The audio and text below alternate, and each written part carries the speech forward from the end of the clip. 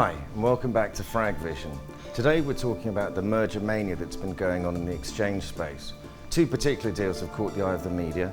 Firstly, there was the tie-up between the London Stock Exchange and Canada's TMX Group, and then we had the even more impressive deal between NYSE Euronext and Deutsche Börse.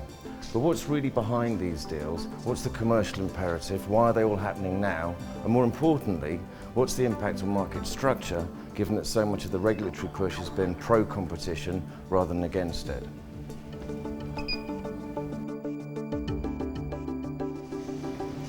For the people involved in putting these deals together, it's all about this: scale.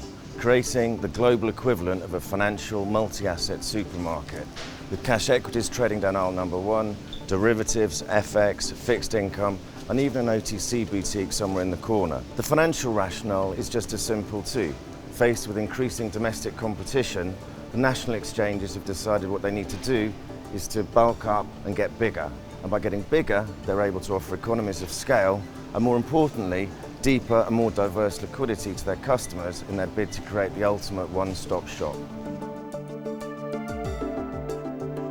On top of this, these new super exchanges should be able to offer greater efficiency of capital through margin offset, and also be able to target new products and services to the customers that walk in through the door. And of course, they will try and target these customers with new products, especially those that they own the IPR in, such as derivatives, because they can generate higher fees on these types of products.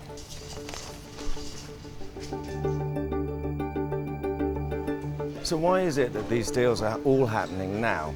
Well, in many cases, it's either the direct impact or the threat of fragmentation that has driven these exchanges to put aside their nationalistic tendencies and seek international cooperation instead. And of course, it's ironic that in their bid to break up the national monopolies of exchanges, the regulators seem to have created global ones in their place.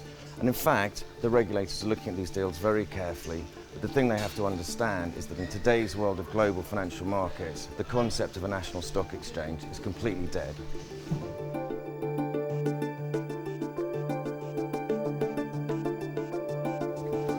So what does this mean for the investment manager when they're doing their daily or weekly trading run? Well, for one thing, if the exchanges can deliver on these economies of scale, then I should be able to enjoy much lower fees when it comes to checking out at the end of the day.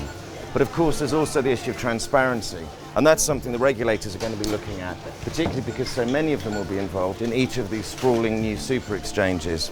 And of course, finally, I want to make sure that I'm not being discounted products that may not actually be good for my long-term financial health.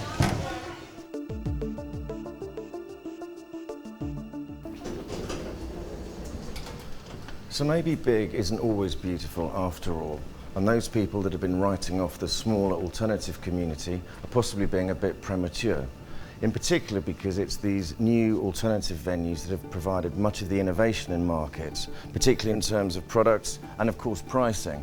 And they have the support explicitly of the HFT community, who want to see as many different venues as possible so they can arbitrage between them. And of course the banks and brokers want to make sure that they have options available in case these new super exchanges get a little bit too big for their own good. One thing's for absolute certain though, you're going to see more mergers and acquisitions in the space, and to my mind, you've either got to be really small, niche and focused, or absolutely huge.